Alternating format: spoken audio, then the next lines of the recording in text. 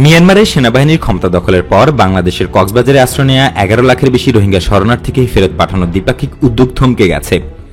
Bangladesh, Myanmar এবং চীনের মধ্যে 4 ফেব্রুয়ারি নির্ধারিত ত্রিপক্ষীয় একটি বৈঠক স্থগিত করা হয়েছে। এখন চীনের দিকে তাকিয়ে আছে বাংলাদেশ।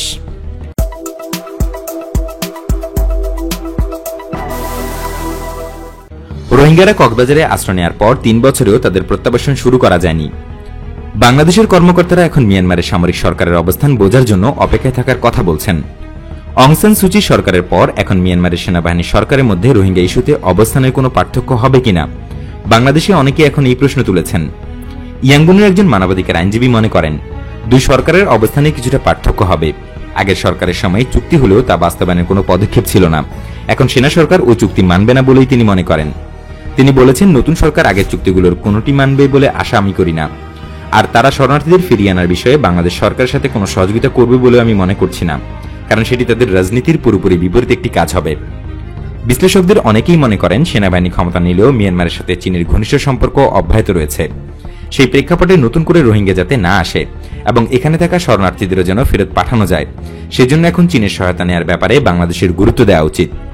ঢাকা বিশ্ববিদ্যালয়ের শিক্ষক সৈয়দা রোজানা রশিদ বলেছেন, এখানে চীন একটা ফ্যাক্টর। এখানে দ্বিপাক্ষিক যে প্রক্রিয়াটা চলছে সেখানে চীনকে আরো বেশি করে ইনভলভ করতে হবে। তৃতীয় পক্ষের মাধ্যমে যতটা চাপ প্রয়োগ করা সম্ভব হয় সেই জায়গায় যেতে হবে।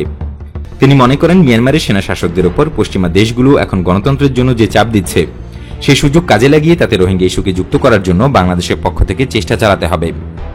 পররাষ্ট্রমন্ত্রী এ কে আব্দুল মোমেন বলেছেন, পরিস্থিতি সামলাতে চীনের সাহায্য নেওয়া হচ্ছে। রোহিঙ্গা সমস্যা নিয়ে আমরা সবার কাছে অ্যাপ্রোচ করেছি।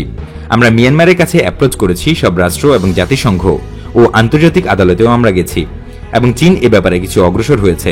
জাপানও এগিয়ে এসেছিল, তবে চীন অনেক অগ্রসর হয়েছে। পররাষ্ট্রমন্ত্রী আরও জানান, আমরা চীনকে আস্থার মধ্যে রেখেছি। আমাদের পশ্চিমা অনেক বন্ধু রাষ্ট্রের একটা উৎকণ্ঠা যে এখন মিয়ানমার থেকে আরো রোহিঙ্গা আসতে পারে। আমরা বর্ডার সিকিউর করে রেখেছি। আগে যারা এসেছিল আমাদের জনগণ তাদের গ্রহণ করেছিল, এখন আমাদের জনগণ আর তাদের গ্রহণ করার মুডে নেই। এখন এই ধরনের দুর্ঘটনা হলে অন্যরা নিয়ে যাক, আমরা নিতে রাজি নই। মিয়ানমারের পরিস্থিতির কারণে রোহিঙ্গা সংকট নিয়ে দ্বিপাক্ষিক আলোচনা শুরু করা সহসায় সম্ভব নয়, সেটা নিশ্চিত বলা যায়।